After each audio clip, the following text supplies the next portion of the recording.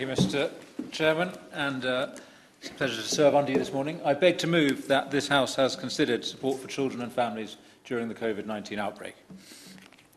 I'm very grateful to my honourable friends for Westmoreland and Lonsdale and for Congleton for supporting the application for this debate. Now, Mr. Chairman, we've become used to hearing that the pandemic has exacerbated the inequalities that existed in our society and that we need to build back better. And I don't intend to change that script. I want to start with some observations about family life under COVID-19 and then draw some lessons for the future. I was very much a witness to the inequality of lockdown. I spent it with my family in Wiltshire during the beautiful spring and early summer, watching the barley slowly ripen under skies clear of planes, cycling on roads clear of cars. It was an idyllic existence.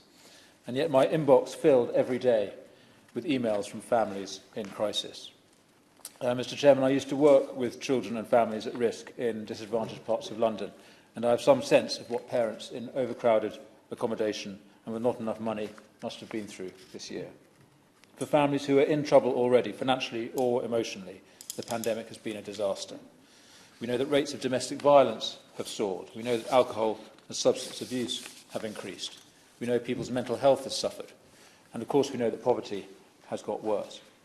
Save the Children report that 40% of families have become worse off. Over 20% of families have made use of food banks. Personal debt has risen dramatically.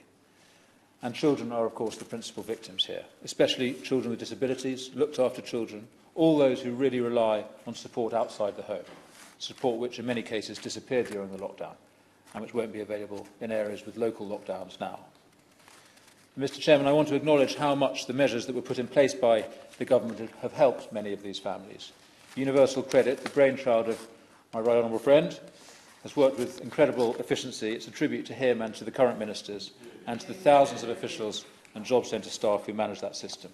The £20 a week uplift has been a lifeline for countless families. Likewise, the mortgage holiday, the protection against eviction, the furlough scheme, the self-employed income support scheme. The government put a defensive ring around families' homes and incomes, and I pay tribute to them. But, Mr. Chairman, I really want to pay tribute not to government, but to families themselves, or should I say the family as an institution.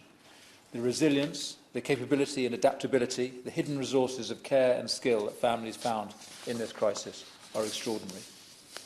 The family has been the single most important system for what we used to call social security, the most effective defence against disaster for children and adults. It is the single greatest asset that we have as a country. And I mention this, Mr. Chairman, because it's right that we focus on the dreadful problems that I've mentioned. But we also need to consider the conditions for success, to accentuate the positive, as Bing Crosby said, not just eliminate the negative. But let's eliminate the negative first to address the current crisis for families. I have two simple principles to suggest here. The first is greater support around the family. That means more investment in the social infrastructure of communities, especially civil society, especially the family hubs, which my friendly member for Congleton and others have championed so assiduously, and which is in the Conservative Manifesto. I'd also like to see the expansion of Help to Claim and the Flexible Support Fund. We're inching towards the vision of my right honourable friend, the member for Chingford, for what he called universal support, a package of help provided by charities and community groups alongside the cash provided by universal credit.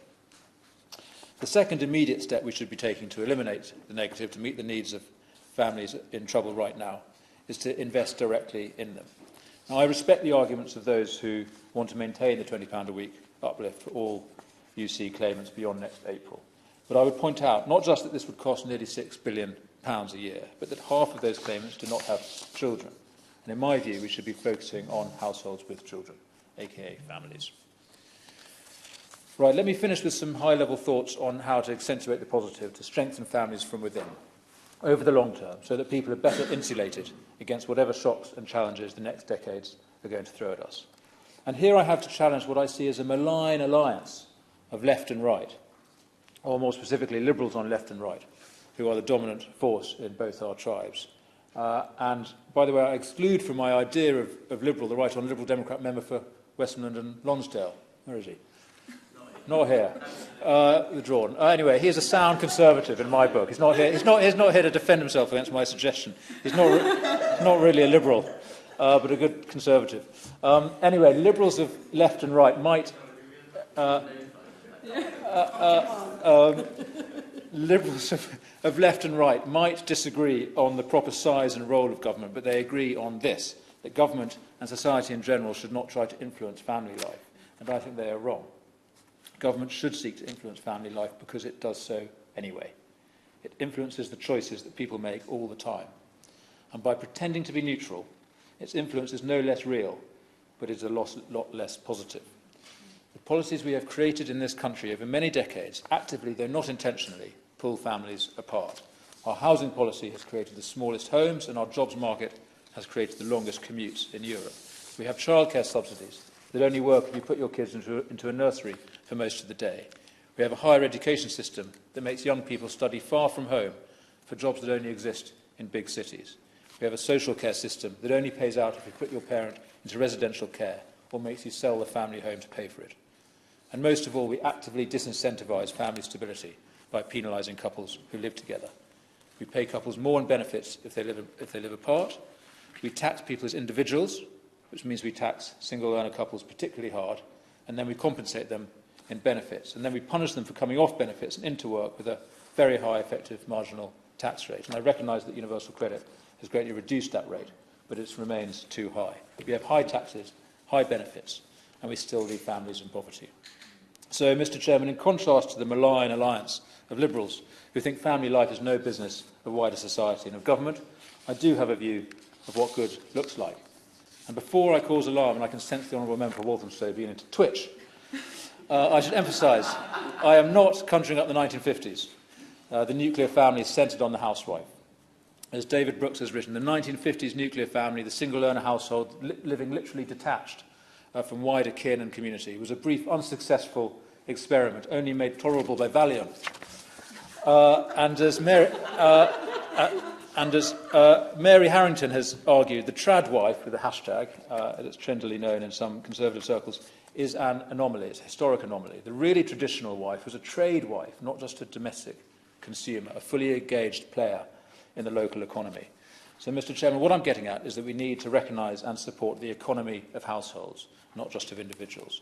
And you will know that the economy of households is actually a tautology, since the etymology of our word economy is in fact the Greek word for households, the oikos. The oikos was the smallest viable social unit, the foundation of society, and we need to strengthen the oikos. And yes, that means support for one-earner couples. I applaud the work of the Centre for Social Justice, the Centre for Policy Studies, the Manifesto to Strengthen Families, led by the friend of many of us, David Burrows, all of whom are calling for an end to the couple penalty in the tax system. When Nigel Lawson introduced individual taxation in 1990, he always intended to let married couples share their combined personal allowances if one of them didn't do paid work. But Mrs Thatcher, possibly like the honourable member for Walthamstow, whom in so many ways she resembles, wasn't sympathetic to stay-at-home mothers. We need to get this right. We need to get this right so that people who choose to work, unpaid, looking after children or elderly relatives or helping in their community, are not penalised for doing so. Mr. Chair, my idea of what good looks like is both more old-fashioned than the 1950s and more progressive. It's both medieval and modern, which I'm sure you agree is what we should be aiming for in all things. Two parents where possible, multi-generational where possible, both parents able to work from or close to home, in paid employment or self-employment or caring for others without pay, and engaged in the local community. That's a vision that I think would command the support of the public. And for middle-class families like mine, we had a glimpse of that model during the lockdown, and I hope we can achieve it for everyone. Thank you.